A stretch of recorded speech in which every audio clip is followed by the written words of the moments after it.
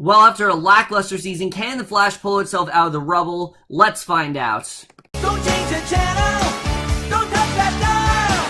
We got it all on UHF. Take off your sneakers.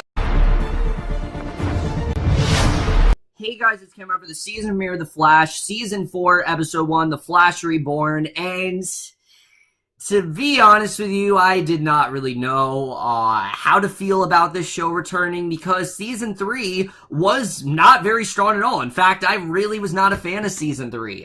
There were a few things I really enjoyed. You know, the Killer Frost arc I thought was really great. HR was very consistent, but the mythology, the direction it went, it felt like such an afterthought. It felt like Savitar as well. They just waited way too long, and the things that they should have spent more time on, they really didn't. So I really, suffice to say, was not really looking forward that much to this premiere. But I do have to say that, was this premiere great? No, I don't think this was a great premiere.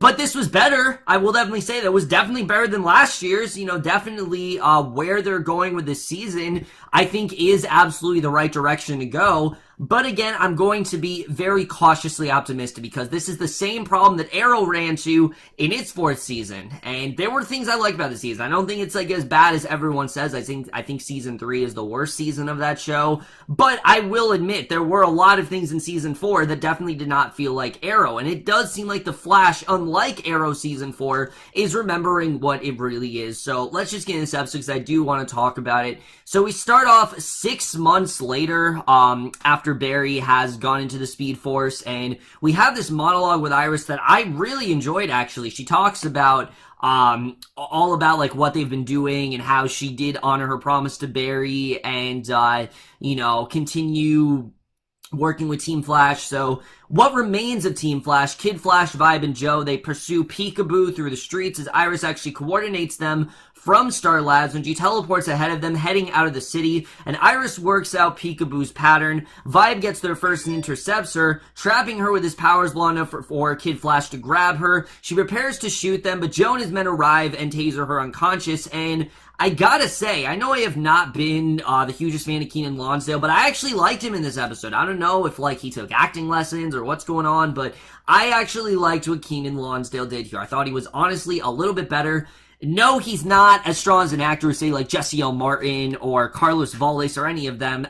Definitely not, but he was definitely better than what we've seen in the previous 2 seasons. So back at Star Labs, Iris points out that it wasn't their finest moment. She notes that 1 out of every 3 metas they fought has actually escaped and says they have to work harder because there's no one else to protect the city. So I like that they are, you know, doing what Barry said, but they're not as good as Barry. They still need, you know, they still can't do what Barry can do, and I thought that was definitely interesting. So Iris tells Wally to go train, and Joe quickly leaves. So she asks Cisco to actually share her thinking, and Cisco says that it'd be better if they weren't one man down, which in fact, unfortunately, they are. And I like that they gave Iris a lot more to do here because I've said this so many times. Iris did not feel like a character last season. She felt like a plot device. The only reason Iris seemed like she was on the show last season was for Barry to have some sort of motivation, and some sort of plot line too, so there could be some sort of conflict. It didn't really feel like Iris was a character, and already it seems like this season they are fixing that. So that night at the West House, Cecile discusses moving in with Joe and Iris, and Cecile realizes that Iris wants some time alone with Joe, and she goes to make coffee, and Joe tells her the CCPD wants to hire someone to replace Barry because, you know, they said this excuse that Barry's like been on a sabbatical, and it's just they're not buying it anymore. So Iris agrees since she figures Barry isn't coming back from the Speed Force anytime soon. So her father says he's been giving her time to deal with what happened, but Iris tells him that she's going to be strong, and Joe wonders if they should hold a funeral for Barry, but Iris points out that there's nothing to bury because he's not dead. He's just, you know, he's no longer there. So once she leaves, Cecile actually comes back out, and she goes back to the apartment. The building shakes as someone then runs by, so she calls Wally and Cisco and says that they're up. Soon, Vibe, Kid Flash, and Joe, they arrive as an armored figure lands on the street ahead of them. Samurai demands the real Flash, not Kid Flash, or the city falls, and Vibe wonders what he's going to do against them. Samurai slams a sword into the pavement, unleashing an energy blast, and he gives them 1 day to bring in Flash or Central City dies. die. So we do have a very compelling plot point here. Are they actually going to get the Flash? I thought that was definitely interesting to see, and I thought this episode, like I said, was very strong here. So back at Star Labs, the team then watched the broadcast about Samurai's threat. They figure that he has to fight Flash, and Cisco says they have to bring Barry back or people will die. So, and says that he's been working on a way to do so safely. He just needs a couple more things, and we get a little tease of what's going on in Arrow because Cisco says the following, that I've been conversing with Harry, Tracy, Tina, Felicity, and Felicity, and as well as Curtis. So we know that no matter what happens in Arrow tomorrow night, Felicity and Curtis are very much alive. So we already have two people right there who aren't dead, and I guess we'll just have to see what happens tomorrow night. But I did like that they did actually gave us some sort of hint as to what's going on there. So basically, Iris wonders if the Speed Force will actually take Wally and Barry's place or rip apart the city, and Cisco wonders why she isn't on it, and she tells them that Barry is gone and says they have to come up with a plan to defeat Samurai. The others agree, and Cisco goes to get some coffee, and Cisco's just not taking no for an answer here. It's just not happening. And then we get to one of the weaker parts of this episode, because he goes to a bar. And remember how in season 3 we had Caitlin take off as Killer Frost, saying, oh, I'm not Killer Frost, I'm not Caitlin, I'm gonna find who I actually am. Well, then we retcon that because she's actually working as a bartender, and she says that it's just her. So I guess that whole, quest that she went on, sort of like self-journey, was simply just her realizing that, oh, I guess I'm just Caitlin Snow. And again, I really like what they're doing with Danielle Panabaker, but this definitely felt rushed. It felt like they didn't want to really take the time to explore her enough, and Cisco says that they could really use her. He needs her help to get Barry out, and a man, Norvo, comes over, and like I said, I just thought this whole plotline we came was just way too convenient, but a man, Norvo, that comes over, he asks Caitlin if everything's great. She tells him that it is, and Cisco irritably tells the man to go, and once he walks away, Cisco says he can't save Barry without her, and they need her to save Barry. So Caitlin agrees. The next day, Iris actually arrives at Star Labs and discovers that no one is there. She traces the van signal and learns where they are at the old Ferris Art Fields, where I believe was where Barry started his training. At least it looked pretty familiar. So Cisco calls Wally and Joe there to tell them that they're bringing Barry back. He tells them to look to him like Barry said, and Caitlin then joins them. Caitlin hopes that one day Joe can actually forgive her for what she did to him and Cecile, and Joe then hugs her, and Cisco unveils the Speed Force bazooka, explains we'll actually track Barry's genetic structure, so they activate the bazooka, they get a lock on something, and Cisco fires the beam, the system fails, and Barry doesn't appear, just as Iris arrives, or at least so they think, because we then see in Ivy City, not Central City, a Speed Force gap then appears, a speedster runs out of it, streaks out of the city, a truck almost crashes, and we see a bearded and naked Barry actually stops it. He collapses, so Barry is in fact back, and again, I will admit, this was very rushed. I thought this definitely did feel like they were just kind of lost with where to go with this. I felt like we could have taken an episode, without Barry, but I did like the direction this went, because back at Star Labs, Iris complains that the team actually went behind her back, and Caitlin says that they were close, and Iris asks where she's been for the last 6 months, and Cisco angrily wonders if she wants him back, just as Cecile calls Joe and tells him that the state police actually found Barry, and one of them recognized Barry, so the team goes to the police station. They find Barry, who is scribbling all these, symbols on the wall, and this is easily the weirdest part of the episode. He sees them and smiles, says that Nora shouldn't be there. Iris tells him he's home. Barry says he didn't kill them. He rambles about a judge and the stars. So Barry clearly feels that he's still in the Speed Force. That's how I interpret this, at least. That he still feels that he's in the Speed Force, and there are definitely some ramifications for what actually happened there. So he talks about the stars melting and Nora shouldn't be there. Caitlin confirms that it's neurological. He screams in pain, collapses to the floor, then says that he and Henry are both okay. He tells Oliver he's not like him. So he's just a mess. He just keeps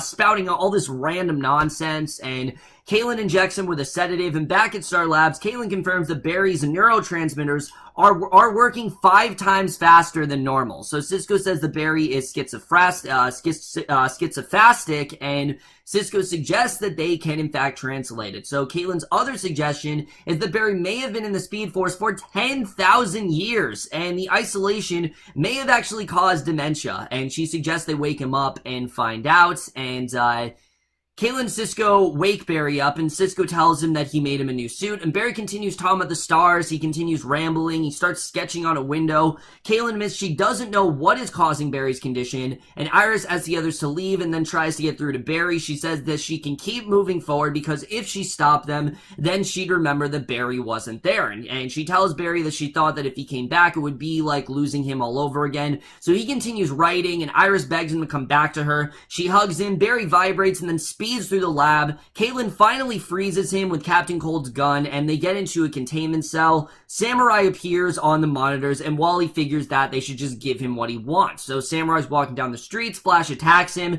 They fight, and Samurai and Sue realize that he's not fighting the real Flash. He impales Wally through the leg with one sword, warns if he doesn't get the real Flash by nightfall, the city will come down, which I thought this was really dumb. Wally, why would you do this? Like, literally, he said, I want the real Flash. So why would he believe that you were the real Flash?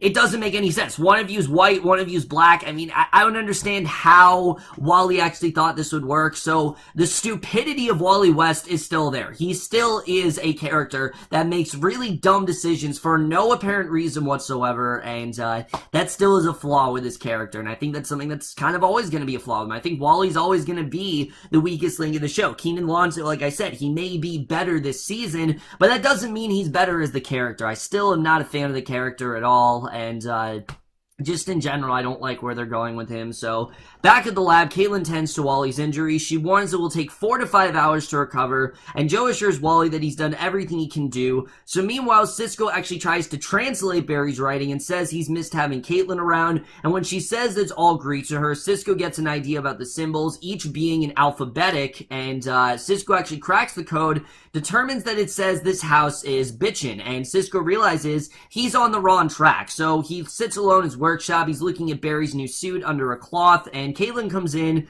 Cisco says that he believed Barry was actually trying to communicate with them. He tried to bring Barry back because he missed his friend, not to save the city, because he really missed the buddy-buddy dynamic that they had, and I think Cisco really just wanted to get the team back together, and I did think this was very strong for Cisco. I definitely really did enjoy that, because Cisco was very much put on the back burner last season. He really didn't have a ton to do last season besides being Vibe and having that storyline with Gypsy. He didn't have as much to do as he should, and I like that they did that here. So Joe looks at Barry in the containment cell. He shaves him. He goes out and finds Iris there, and Iris admits that Barry is lost, and her father says she has to believe that things will get better. Iris tells him that she doesn't know how anymore, and Joe says that he went to church on Cecile's suggestion and learned that strength actually means nothing without faith, and he assures Iris that she has strength and really just needs a little faith in her life. And Cisco calls, says that Samurai's 24 hours are up, so Iris goes to the cell, tells Barry to come get her, and Joe and the police then confronts Samurai in the street. They prepare to fight.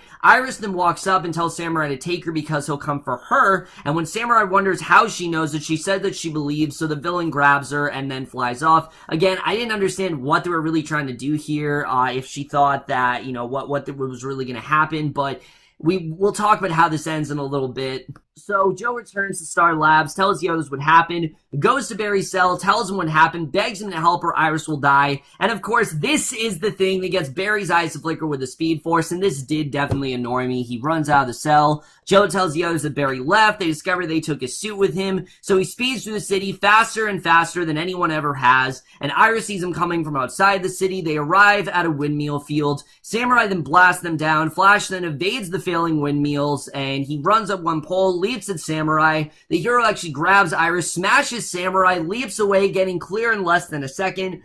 He then sets Iris down, goes to Samurai, removing his mask, discovers that it's actually a robot, and the robot Samurai actually welcomes Flash home, and Barry then removes his mask, turns to Iris, who says that he came back to her, and he tells her that he will always will, and they kiss. So again, the thing that brought Barry back was essentially true love, and it's cheesy, I will admit, it's cheesy, but I am glad they wrapped this up very quickly because I really wasn't a fan of just Barry spouting random things that doesn't make sense, so I'm glad they did move away from that. But back at Star Labs, Keiynan confirms that Barry is in perfect health. Barry says he's been reborn, and Wally tells him that he may be the fastest speedster ever, and Keiynan suggested he was soaking up the Speed Force's energy, and they assure him they have everything under control. Cisco wonders who created Samurai and asks if this house's bitchin' means anything to Barry, and he doesn't recognize it. So, yeah, we have no sort of payoff for what any of that actually meant. There's no answer whatsoever, and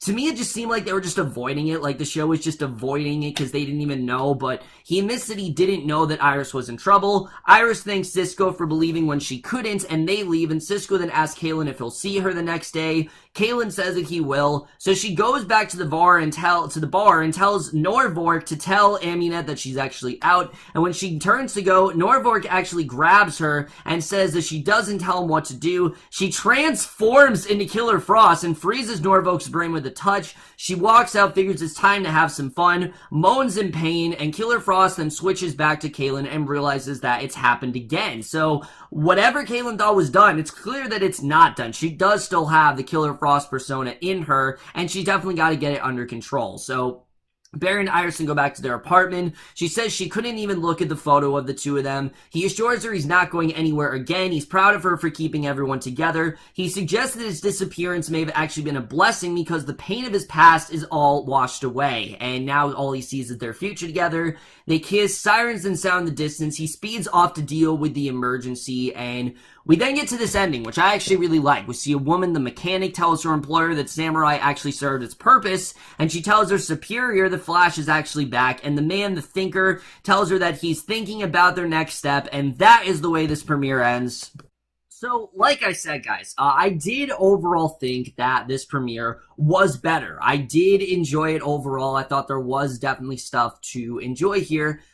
But it's nothing to beat around the bush about. I will absolutely say that it's not something where like, oh, the Flash is definitely back, because there are still some concerns that I do have. Right off the bat, this was definitely a rushed premiere. I feel like we really could have waited an episode or two to get Barry back. I understand that Team Flash wasn't the same, but I wanted to see them struggle more. And I understand that it's been 6 months without Barry, but it hasn't felt that way for the audience. For the audience, we're just now seeing the team back together. We're just now seeing them trying to fight without Barry. And I really want to just take an episode of seeing them struggle. Arrow did something similar to this. When Oliver was away from the team, you know, when they thought that he was dead, they handled it in Arrow. It took about 2 or 3 episodes for Oliver to come back. I thought the Flash was going to do a similar tactic, but they didn't. However, I do kind of understand what they were trying to do here. I think the Flash writers were kind of thinking, hey, the audience is kind of sick of all of this, you know, drama heavy centric stuff that we've been doing. Let's just try to get Grant Gustin back in the first episode and get things back on track, essentially, so that way we can actually go in a more lighter tone, which is basically what they've been saying, that, oh, the season's going to be a lighter tone, and I absolutely do agree with that. I definitely did get a lot of quips here. I saw a lot of fun stuff going on. But again, where Barry returned as and them just abandoning it, that is concerning. I don't like that they just abandoned it and didn't answer why Barry was having this really weird sort of breakdown where he was just spouting out all this knowledge. What was that about? Was it what Keiynan said? I mean, I understand some things don't have answers, but something like that, there has to be an answer for that. That's not just something you do and just forget about it. It is something that I do want an answer to, and I am kind of annoyed that they did not give us an answer there. So, yes, that was annoying. I will totally admit I was very annoyed by that. Also, the whole Caitlyn situation, I don't understand why they did what they did here. I don't know why we couldn't just had Caitlyn and her kind of controlling Killer Frost. I think that would have been much better for her. Like, tell Cisco, oh yeah, I still have Killer Frost in me, but I've got it under control, so you don't have to worry about it anymore. I feel like that's what they really should have done, but somehow she's felt she's abandoned Killer Frost, and I doubt that's actually the case. I doubt she's actually abandoned her. I believe whatever was in her is still in her, and look, I love love Killer Frost. I really do. I think she was one of the best parts of season 3. No, it didn't make a lot of sense, but it was one of the more entertaining parts of what was a pretty sluggish season of TV. I mean, honestly, there were parts of that season that honestly made me fall asleep, that almost made me want to fall asleep, and Caitlyn was one of the bright spots for sure. So, you know, if we can keep Killer Frost on, I'm completely fine with that. I just really want them to make sense of it, because there's a lot of stuff that just isn't making a ton of sense right now, and I do hope they really do think about it.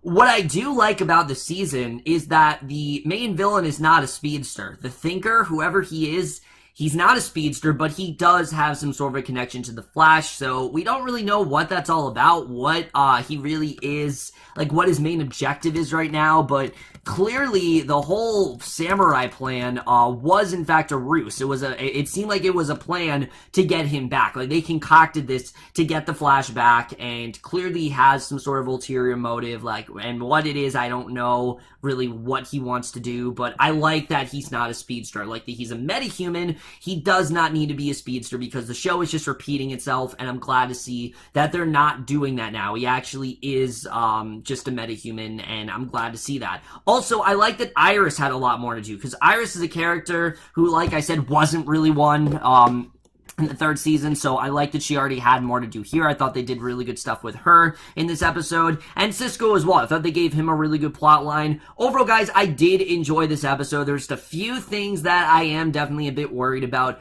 Other than that, I thought this definitely was a return for the show. I thought this definitely was getting things back on track, essentially, and I do think that the show is headed in the right direction. So again, I'm not going to say that the Flash is absolutely back. This is definitely the right direction for them to go in. But I will say, you know, and it is the right direction for them to go in essence. I will say, though, that I do think this is a step in the right direction. I do think that they are on the right track here. It's just, can they really deliver from here on out? Because we've seen this happen with Arrow, where it seemed like they were back on track, and then what happens? They kill Laurel and everything's dark. So I don't know if that's going to happen with The Flash. We'll just have to see the way that really does turn out. But I did overall enjoy this premiere. And I am overall going to give the season premiere of The Flash, Season 4, Episode 1, The Flash Reborn, a B. So overall, guys, my review of the season premiere of The Flash. Some of those guys saw this episode overall, left your thoughts on it. Like I said, I do definitely like where the show is going. I'm just a bit concerned based on what the show has done. This wasn't nearly like as rushed as Flashpoint or anything. There's just a few things that, yeah, I am a bit worried about. But that's it, my review. Hope you guys enjoy. I'll see you guys in my next video, and we'll see you guys for that. Okay, bye.